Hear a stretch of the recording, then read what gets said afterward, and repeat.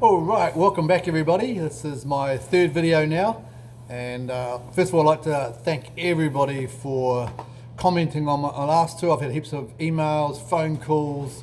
It's just been amazing, and it's nice to know that other people out there, I'm not alone. People are thinking along the lines that I am as well, and it's nice to be able to communicate and to be able to chat about things and where we find ourselves today, which is I think very important that we keep doing that. This video is going to be about where I see property going, so it's going to be it's going to be interesting hopefully for all of you, and it's going to affect everybody, I think. And this is again what I've been planning for a long time, and so hopefully this video will give some insight to that, which will be really helpful, I think. I've got to go back a few years though to give you a bit of a background of how I learned about this kind of stuff and became aware of it. I built a house in 2006 and wanted to sell it, and I knew that the property cycle was towards its end and was going to implode. I had no idea why. I just had this gut feeling that I really should sell my house. It took a while. It took a year to sell it actually, which was a little bit longer than I wanted. And 6 months after I sold it, we had the global financial crisis. So that was lucky for me, I guess. But that kind of made me realize that I knew something was coming. I had no idea why or how to explain it. I just had this gut feeling. And so I decided to do some investigations. Now, like a lot of you that are my age or older have been around for a while, I was a young man in the 1987, went through that crisis and crash, share market crash. You remember that some big companies like Gold Corp and blue chip companies went down to zero, and property prices crashed and everything else. And we went many years of just a flat economy after that. And I didn't know what was happening. You just figure that's just life and you just move on, which a lot of people do, I think. So 2008 came, the crisis came, and I thought, geez, it would be nice to know, increase my intelligence a little bit and work out why that happened, and can you then predict maybe it's going to happen in the future? Or is it just up to the gods and we've got no idea?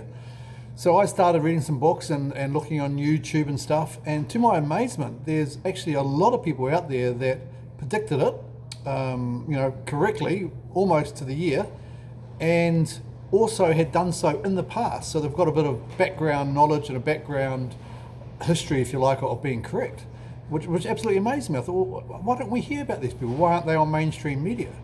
And then you realise that, of course, mainstream media don't want to have them on there because they don't want to scare everybody that what might be happening. I mean, we live in a society where everybody just wants good news, and which is nice, but it's not realistic, is it? I mean, if your house is about to flood, you want to know that they're about to flood so that you can take precautions to do something about it.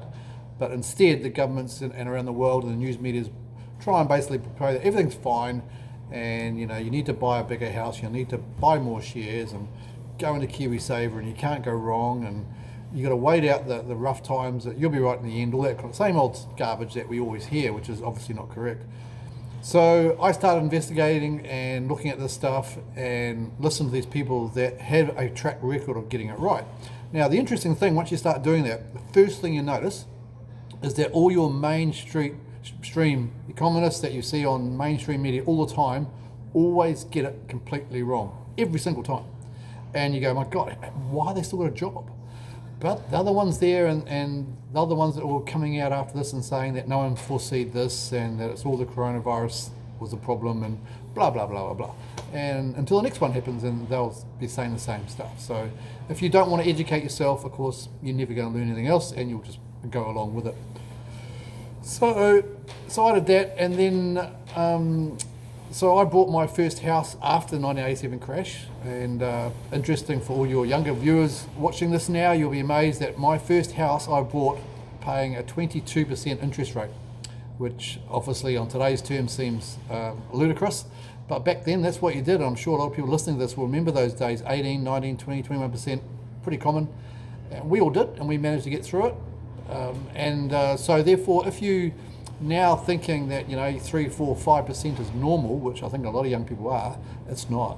This is the lowest it's been in history, and I think that if you ask the average person what an average interest rate is for the last 40, 50 years, a lot of people haven't got a clue. They'll say 5, 6, 7%. In actual fact, the figure is over 10, between 10 and 12%. So that's, you know, and how many people today could afford their mortgage on their wage that we're getting a few weeks ago at 12%? I would say very few. And so what we've seen in today's economic situation and with the house prices and everything else is that the affordability of a house is really determined by how much money you can borrow. Now, I used to sell cars for about a year and a half back in the early 90s. And one of the interesting things with selling cars is that a lot of people that when they bought cars on HP, they didn't care what the car cost. Irrelevant. You could sell them a $20,000, $30,000, $50,000 car. They don't care. All they wanted to know was how much did it cost me per month and could I afford it? And which is pretty much what we've got with housing today. I mean, if you had a house that you could afford, you know, 10, 15 years ago at an 8, 9% interest rate, suddenly the house that you can afford today is twice the value because the interest rates are so low. And so everybody then starts pushing the price of property up. It's probably not worth anymore. Is your house worth any more now than it was 15 years ago in value? Of course not. But because cheap money's around and everything else, it just, people keep on spending. We've got immigration and people just want a nicer house or a bigger house, and away it goes. And so the property prices just keep going up and up and up until you get a time when, like now, where you have an economic bit of a glitch and then everything has to kind of reset itself. Prices have to get back to normal, and then we have a scenario where, you know, a bit of pain comes for a while, and obviously it's really bad for those people that have bought houses on the top end of the market.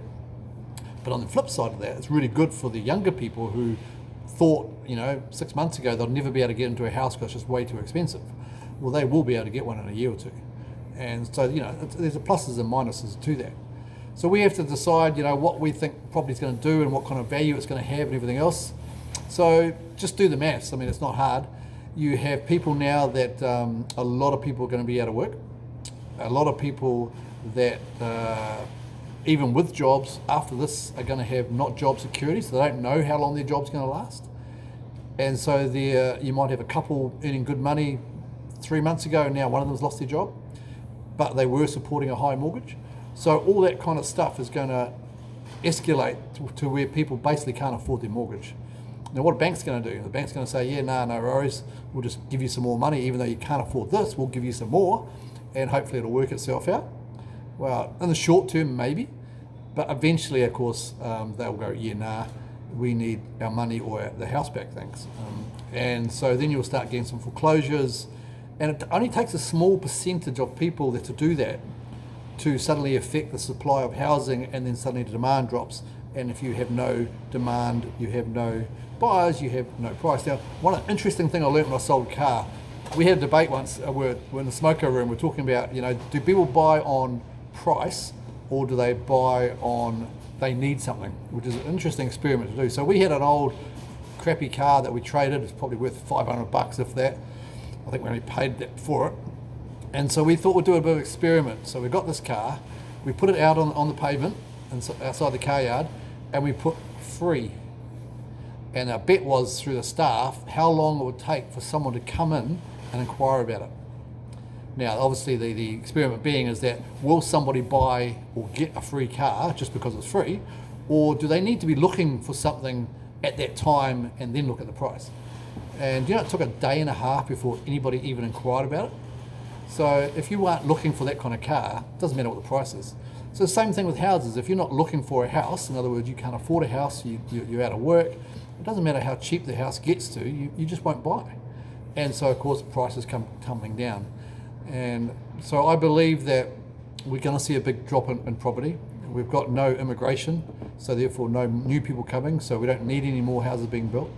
We're going to have a lot of people can't afford the house they're in. And so when you suddenly get a percentage supply on the market come out, then of course that affects the prices and everything else. How much is going to come down? It's anybody's guess, but I think the best case scenario would be that maybe we only lose maybe 15 to 20%. That's the best case.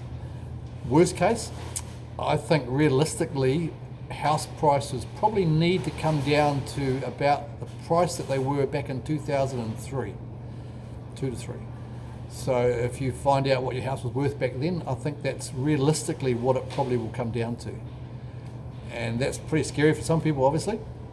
And I hope I'm wrong, but I might not be, but who knows. So it's just one of those things where there is no demand, people are going to be pushed, banks are going to want their money, and prices are going to come crashing down. Now, on the good side of that is that if you don't have to sell your house, or if you've got some spare cash or whatever, there's going to be some awesome buyers coming. But just on that, if you, when you have a downturn in the economy, it takes a long time for the down will go for a long time before you hit rock bottom.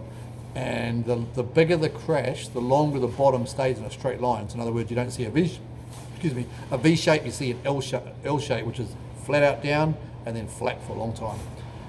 Which is what I'm picking. We're definitely going to see around the world now, which means house prices, actually everything. It's going to take probably 2 years or more to get to flush all the stuff out of the system where people have over leveraged, they've paid too much, the banks are going to get clamping down, all that kind of stuff. It's going to take a long time to come through the system. And so the best time to buy and get deals and everything else will actually be a year and a half, 2 years plus onwards. Now you'll see in the next 3 or 4, 6 months some cheap stuff coming on the market, and people think, well, this is the time to buy, be it the share market, a house, a car, whatever. But it's still going to go down a lot more. So if you can and you want some good deals, you're going to have to wait a couple of years. Now I sold my house about 3.5 years ago, purely for this reason. And I invested all the money in some other assets, which I'll talk about in some other videos. And I'm hoping that those assets will go up as everything else is going down, because that's normally what happens in history. And then I'll be able to then buy some property that I couldn't afford 3 years ago, and I'll be able to buy it way, way cheaper. So that's my plan, and time will tell, I guess, whether I've got that right or not. So again, it's for those of you who are out there who worried about their mortgage or worried about their house or their job, or whether they can stay into it, you might have a small window of opportunity to, get out of that if you want to, or whatever, in the next 6 months. Now, and because human nature being what it is, things start to drop, and then we get a bit of a level and maybe even a bit of a rise as people think, it's over now, it's all good. And then of course it drops right to the floor. UK just recently have announced that they are suspended all sales of property for 6 months, which means you cannot buy or sell a house for 6 months. Now, hopefully that doesn't come here, but it could. And that's to stop the property market crashing, because if you can't sell, who knows what a value is. Of course, they're not stopping it crashing, they're just delaying it later on, which is of course what governments always do. They never solve any problem, they just delay it. And by delaying it, generally make it worse as well. So that's what it's there. So I hope that helps some people. That's got a bit of an insight.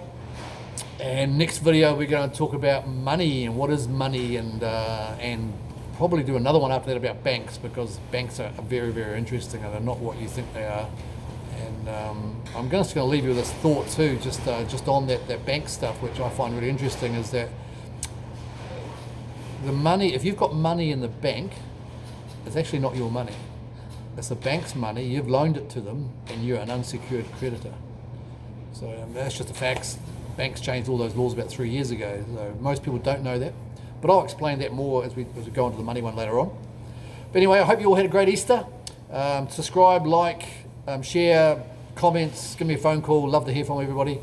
And I hope everybody is staying sane in this lockdown. Interesting term, lockdown. Comes from a prison, of course. So something to think about. Alrighty, until next time, we'll catch you then. Bye.